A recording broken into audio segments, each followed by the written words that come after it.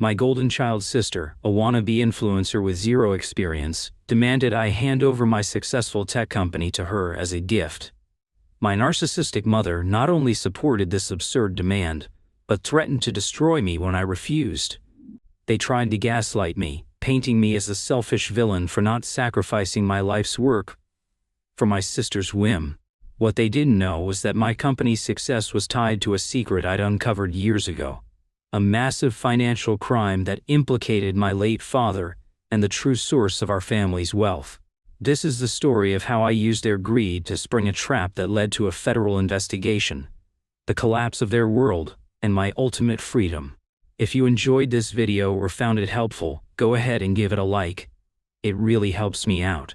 And if you haven't already, hit that subscribe button so you don't miss any future videos. Thanks a bunch. The demand, when it came, wasn't delivered with the subtlety of a hint or the grace of a request. It was delivered like a royal decree, over lukewarm mimosas at a Sunday brunch that I had been dreading for a week. "So I've been thinking," my sister Olivia announced, setting her glass down with a delicate clink. She looked from me to my mother, her eyes gleaming with the unshakable confidence of someone who has never been told no in her entire life. "It's time for me to take the next step in my career, to really build my brand, and I've realized the perfect way to do that." I braced myself. Olivia, at 29, was a professional aspirer. Her career consisted of a beautifully curated Instagram feed, a series of short-lived passion projects, funded by our mother, and a profound allergy to actual work. She was the golden child, the surprise baby, the one my mother treated not as a daughter, but as a precious, flawless doll to be admired and protected. My brother, Ben, and I, older by 8 and 6 years respectively, were the sensible, sturdy furniture in the room, functional, reliable, and largely ignored. "I've decided," Olivia continued, her voice resonating with manufactured gravitas, "that I want to take over Innovate." Innovate was my company, not a passion project, but a thriving software development firm I had built from the ground up over 10 years. I was the founder and CEO. It was my life's work, a testament to a decade of 60-hour work weeks, sleepless nights, and relentless determination. The idea of Olivia, whose technical expertise was limited to applying the perfect filter to a selfie, taking over my company was so fantastically absurd that I almost laughed. "You want a job at Innovate?" I asked, trying to clarify what I was sure was a misunderstanding. "Don't be silly, Ava," she said with a dismissive wave of her hand. "I don't want a job. I want the company. I want you to give it to me. I want you to give it to me." I stared at her, then at my mother, who was beaming with pride, as if Olivia had just announced she'd cured a rare disease. "She want me to give you my company?" "Well, of course," Olivia said, as if I were being deliberately obtuse. "You've had your fun with it. You've proven you can do the whole girl bosses thing, but let's be honest, it's not your passion. You're always so stressed. I, on the other hand, have the vision to take it to the next level. I'll be the face of the brand. We'll do a whole relaunch. It'll be amazing for my influencer career." The sheer, unadulterated narcissism of it was a physical force, pressing the air out of my lungs. She wasn't just asking for my company. She was rewriting my reality to fit her narrative. My hard work was just a fun little project. My dedication was stress, her vapid desire for fame was vision. It was a masterclass in the kind of gaslighting that had been the wallpaper of my childhood. Growing up, Olivia's feelings were the family's emotional weather system. If Olivia was unhappy, a storm was brewing, and everyone had to run for cover. Ben and I were taught, implicitly and explicitly, that our role was to manage her emotions. When she threw a tantrum because my science fair project won a bigger ribbon than her art project, my mother told me I needed to learn to share the spotlight. When I was heartbroken after my first breakup, Olivia loudly complained that my moping was ruining the atmosphere in the house. My mother's response? "She's right, Ava. You need to be more considerate of how your mood affects others." My father, before he passed away 5 years ago, had been a passive enabler. He saw the blatant favoritism, but confronting my mother was a battle he was never willing to fight. He'd just retreat to his study with a sigh, leaving Ben and me to navigate the toxic dynamics on our own. His death severed the last frayed thread holding our family together. Ben and I built our own lives, keeping a careful, healthy distance from the vortex of need and drama that was our mother and Olivia.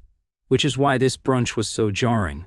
We had been lulled into a false sense of peace, but a recent event had clearly emboldened them. A few months ago, Ben had been laid off from his architecture firm. He was a brilliant architect, but the market was tough. To help him bridge the gap while he looked for a new position and to give him the capital to start his own small firm, which had always been his dream, I had given him a significant loan, interest-free. It was a no-brainer. He was my brother, my best friend, and the one person who had always been in my corner. I was in a position to help, so I did. Apparently, to my mother and Olivia, my generosity to my brother wasn't an act of love. It was a precedent. It was an opening. "Oh no, Olivia," I said, my voice dangerously calm. "I am not giving you my company." Olivia's face crumpled into a mask of wounded disbelief. This was not the expected response. My mother immediately jumped in, her voice sharp with indignation. "Ava, don't be so cold," she chided. "Your sister is trying to build a life for herself. You helped Ben. It's only fair that you help her too. It's your duty as the oldest sibling." "I gave Ben a loan because he was in a difficult situation, and he has a viable plan," I countered, my voice rising despite my efforts to control it. "Olivia wants me to hand over a multi-million-dollar company so she can use it as a prop for her Instagram. The situations are not remotely comparable." You've always been jealous of her," my mother snapped, her face flushing. "You can't stand to see her succeed. You've had everything, your fancy career, your success. She's had to struggle." The cognitive dissonance was staggering. Olivia, who had never worked a real day in her life, who had her designer apartment and luxury car paid for by our mother, had struggled. I, who had worked my way through college and built a company from nothing, had had everything. It was a reality so warped it was barely recognizable. "I'm not jealous, Mom," I said, standing up. The brunch was officially over. "I'm realistic, and the answer is no. It will always be no. If you refuse to help your sister," my mother said, her voice dropping to an icy whisper, "if you are going to be this selfish, this cruel, then you can consider your relationship with this family over. We will be done with you." It was the ultimate threat. The one she had used my whole life to keep me in line. But this time, it didn't feel like a threat. It felt like a gift. The years of swallowing my anger, of making myself small, of enduring the constant casual cruelty. It all coalesced into a single clarifying thought. "Good. Fine," I said. The word hung in the air, clean and sharp as a shard of glass. "One. Tell you. Done." I walked out of the restaurant without looking back, leaving them sitting there in a state of stunned, sputtering rage. I had finally formed a boundary, a real one, and it felt like kicking down a prison door. But as I drove home, another feeling began to surface beneath the relief and the anger. It was a cold, hard knot of dread, because my mother's threat wasn't idle, and their demand for my company wasn't just a whim. I knew something they didn't know I knew. A secret about my father, about our family's money, and about the very foundation of my own success. A secret that made their demand not just absurd, but dangerous. 5 years ago, after my father's death, I was named the executor of his estate. It was a messy, complicated process. He was a successful investor, but his records were a labyrinth. As I was sorting through his digital files, deep in a password-protected folder labeled Contingencies, I found it. A complete, detailed record of a massive financial crime. For over 20 years, my father had been running a sophisticated insider trading ring. He had a contact, a high-level executive at a major pharmaceutical company, who would feed him information about clinical trial results before they were made public. My father would use this information to buy or short the stock of smaller biotech companies, making a fortune on the predictable market swings. It was illegal, unethical, and the source of nearly all of our family's wealth. The beautiful house, the private schools, the comfortable life my mother and Olivia took for granted. It was all funded by a felony. But here was the truly terrifying part. When I started my company, I needed seed money. I went to my father for a loan. He had agreed, but with a strange condition. He didn't want to give me the money directly. Instead, he invested in my company through a series of anonymous, offshore shell corporations. At the time, I thought it was just his quirky, tax-efficient way of doing things. Now, seeing the evidence of his crimes, I understood the truth. He hadn't been investing in my company. He had been laundering his illegal profits through it. Innovate, my pride and joy, my life's work, was built on a foundation of dirty money. I had kept this secret for 5 years. It was a poisoned knowledge that had haunted me, a constant source of cognitive dissonance. I loved my father, but he was a criminal. I was a successful CEO, but my success was tainted by a crime I never knew I was a part of. I had told no one, not even Ben. I had justified my silence by telling myself that my father was gone, that exposing the truth would only hurt my mother and Olivia, and destroy the company and the jobs of the 50 people who worked for me. So I had compartmentalized it, locked it away, and tried to build a legitimate, ethical business on top of the rotten foundation. But now, Olivia's demand had changed everything. She didn't just want my company. She wanted the keys to a criminal enterprise she didn't even know existed. If she, with her recklessness and her incompetence, took over and started digging into the finances, she could inadvertently expose the whole thing. Or worse, if my mother, in her desperation to give Olivia what she wanted, tried to force a sale or a transfer of ownership, the paper trail of the money laundering could come to light during the due diligence process. Their greed wasn't just entitled, it was an existential threat. They were a pair of children playing with matches in a dynamite factory, and they were about to bring the whole thing crashing down on all of our heads. I got home, my mind racing. I pulled out the encrypted hard drive where I kept my father's files. The evidence was all there: bank records from the Cayman Islands, encrypted emails between my father and his source, a detailed ledger of the trades. It was a complete, ready-to-go case for a federal prosecutor. For 5 years this hard drive had been my burden. Now I realized it was my weapon. My mother and Olivia thought this was a family squabble. They thought they were fighting me for a piece of the inheritance. They had no idea what the real stakes were. They thought they could bully me, gaslight me, and threaten me into submission. They were about to learn that when you corner a quiet, reasonable person, sometimes you don't find a victim. You find a strategist, and their little family drama was about to escalate into a full-blown financial crime investigation. The first salvo in my counteroffensive was not a phone call or an email. It was an act of calculated strategic generosity. I knew my mother and Olivia's next move would be to try and turn the family against me, to paint me as the cold, selfish daughter who had abandoned her struggling sister. I had to preemptively seize control of the narrative. I called my brother, Ben. "I need a favor," I said. "I'm wiring you the rest of the money to pay off the loan I gave you. All of it. Consider it a gift. And I'm setting up a trust fund for your kid's education." Ben was stunned. "Ave, you don't have to do that. I can pay you back." "I know you can," I said. "But I want to do this. You've always been there for me. It's the least I can do. There's just one condition. I need you to let the family know." Ben, though confused by the sudden urgency, understood immediately. "I'm building an army," he said, a note of grim admiration in his voice. "I'm shoring up my defenses," I corrected him. The news of my generosity to Ben spread through the family grapevine exactly as I'd planned. It directly contradicted the story my mother was trying to sell. It was hard to paint me as a selfish monster when I had just gifted my brother a substantial sum of money. It introduced doubt. It muddied the waters. Next, I needed to deal with the company. I couldn't have the threat of my father's laundered money hanging over my head. I needed to clean it, to legitimize it, and to do it in a way that wouldn't raise red flags. I needed to buy out my father's secret, criminal investment. I contacted a boutique mergers and acquisitions firm under the guise of exploring a potential strategic partnership. I told them I was looking for a silent partner to inject capital for a major expansion. In reality, the M&A firm was a front. Their real purpose was to create a legitimate, arm's-length transaction that would allow me to use my own clean, hard-earned money to buy the shares that were held by my father's offshore shell corporations. It was a complex, expensive process of legal and financial gymnastics. I was essentially buying my own company back from my dead father's ghost. It would cost me a significant portion of my personal wealth, but it was the only way to sever the toxic link, to sanitize the foundation of my life's work. As the transaction progressed, a clean legal paper trail was being created, one that showed a legitimate transfer of ownership. The old dirty trail was being buried under layers of new, clean documentation.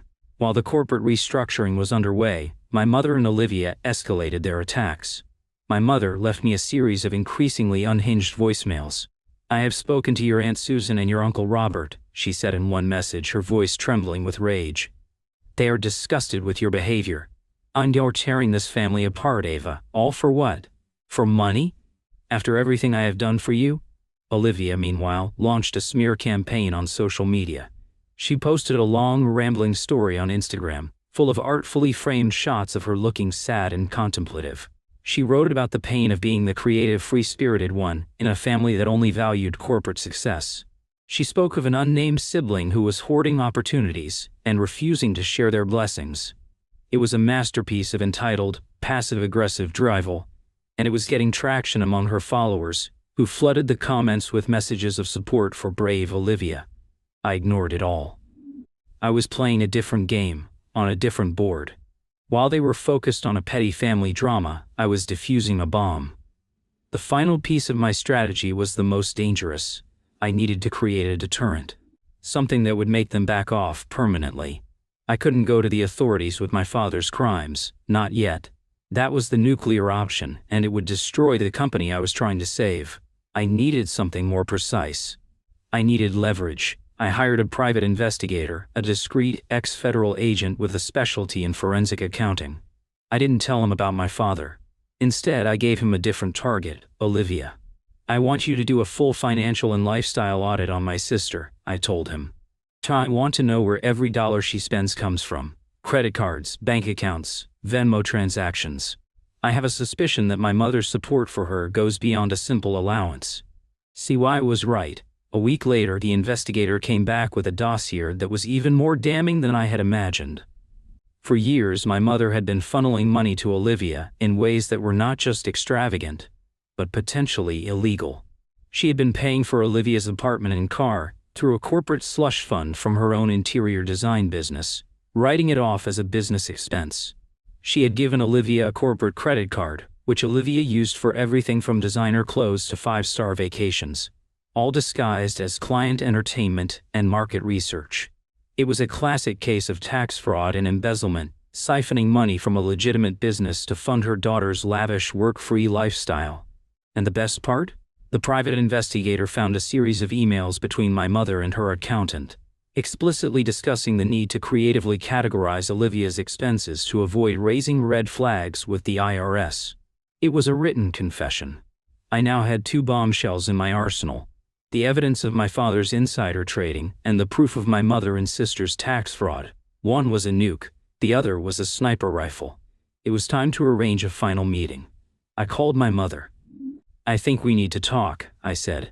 All of us, in person, at my office, she agreed, her voice full of smug triumph. She thought I was finally cracking. She thought I was ready to surrender. She had no idea she was walking into a meticulously laid trap. The war room was my conference room, a glass-walled space on the top floor of the Innovate building, with a panoramic view of the Austin skyline. I had the table set not with coffee and pastries, but with two thick black binders. The air was cold and still. My mother and Olivia arrived together, a united front of righteous indignation. They sat down opposite me, their expressions a mixture of contempt and triumphant expectation. They thought this was my surrender. I'm glad you finally come to your senses, Ava, my mother began, launching directly into her pre-rehearsed speech. We knew you would eventually do the right thing. Olivia has been working on a transition plan for the company. She has some wonderful ideas for a rebrand. Olivia slid a folder across the table. On the cover, in a bubbly, glittery font, were the words, "Oh, Innovate, a fresh vision." I didn't open it. Instead, I pushed one of the black binders toward them. I think you should look at this first, I said, my voice even. Let's call it Innovate's origin story. My mother opened the binder. Her smug expression slowly dissolved, replaced by a slack-jawed horror as she flipped through the pages. The offshore account statements, the encrypted emails, the detailed ledger of my father's illegal trades. Her face went from pale to ashen. Olivia peered over her shoulder, her brow furrowed in confusion. She didn't understand the numbers, but she understood her mother's terror. What is this?" my mother whispered, her voice a reedy, strangled sound. "That is the foundation of our family's wealth," I said. "That is the source of the money that paid for your house, your cars, Olivia's passion projects. And that," I tapped the binder. Is the money my father used to seed this company. Dirty money. From a 20-year insider trading scheme. I let the words hang in the air, the silence thick and suffocating. Olivia was looking back and forth between me and my mother, her mind finally, slowly, catching up. This company, I continued, my voice cold and precise, is legally and financially entangled in a massive federal crime. A crime that carries a sentence of up to 20 years in prison and hundreds of millions of dollars in fines. Your demand that I give it to Olivia wasn't just entitled. It was monumentally stupid. You were demanding I hand you a ticking time bomb. My mother was speechless, her hands trembling as she stared at the documents. But don't worry, I said, a thin, cruel smile on my lips. I've spent the last month, and a significant portion of my own legitimate income, cleaning up Dad's mess. I've engaged a firm to buy out the offshore shell corporations.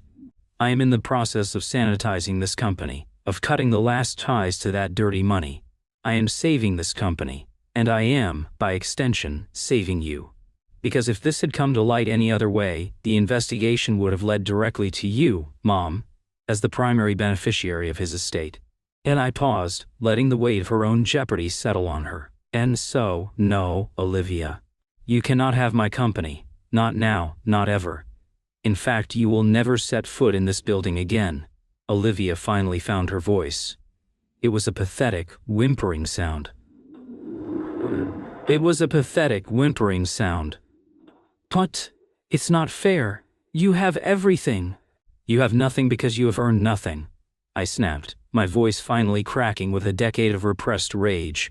You have lived your entire life like a parasite, feeding off the ill-gotten gains of a crime you didn't even know was being committed in your name. You want a company? Go build one. You want a career? Go get a job. The family bank is officially closed. I then pushed the second binder across the table. On speaking of banks, I said, my voice dropping back to an icy calm. This one is for you. Let's call it Olivia's lifestyle. A financial audit. My mother's head shot up, her eyes wide with a new kind of fear. This was a threat she understood more intimately. I watched as she flipped through the pages of the second binder, the credit card statements disguised as business expenses. The apartment lease paid for by the corporate slush fund. The emails between her and her accountant, discussing how to commit tax fraud. So may I have a private investigator to thank for this, I said conversationally. He was very thorough. The IRS is particularly interested in this kind of thing.